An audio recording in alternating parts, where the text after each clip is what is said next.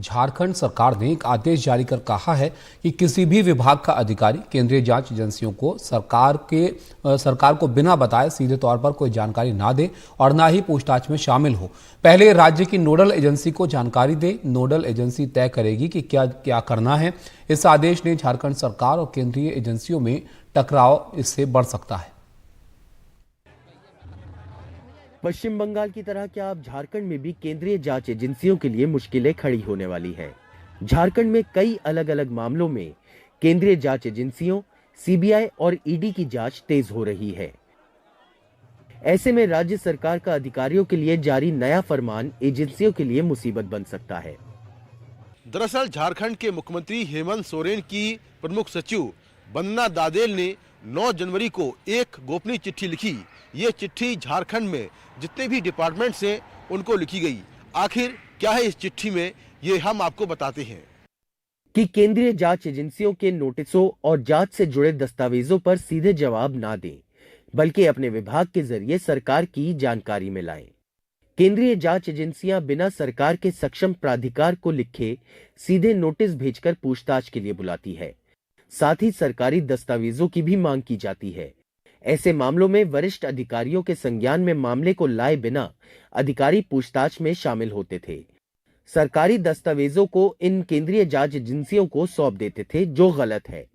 जो सूचनाएं दी जाती हैं, संभावना है कि वो आधी अधूरी हो या गलत हो, जिससे भ्रामक स्थिति पैदा हो जाती है।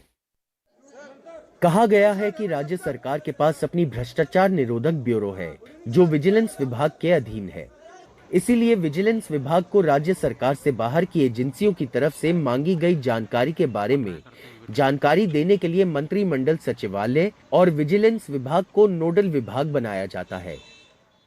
मतलब अगर सेंट्रल एजेंसीज कोई जानकारी किसी अधिकारी से मांगती हैं तो पहले अधिकारी अपने डिपार्टमेंट के हेड को बताएगा, फिर डिपार्टमेंट का हेड मंत्रिमंडल सचिवालय और विजिलेंस डिपार्टमेंट को इसकी जानकारी देगा। उसके बाद ये दोनों डिपार्टमेंट कानूनी सलाह लेंगे और उसके बाद सेंट्रल एजेंसीज को जानकारी देंगे।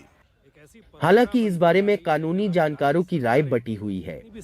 राज्य सरकार ने जो ये सर्कुलर जारी किया है, उसका आधार क्या है, ये किस नियम के तहत जारी किया गया है, ये कुछ भी उस पर नहीं स्पष्ट है।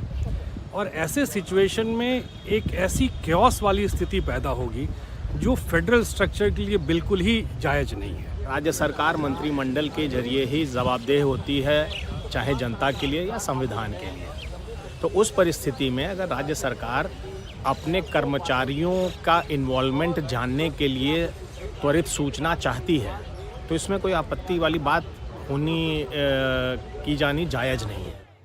झारखंड सरकार के इस नए आदेश से माना जा रहा है कि अधिकारियों को जांच में सहयोग देने से साफ इनकार करने को कहा गया है, क्योंकि ईडी 7 बार झारखंड के मुख्यमंत्री हेमंत सोरेन को समन कर पूछताछ के लिए बुला चुकी है, लेकिन वो अभी तक पेश नहीं हुए।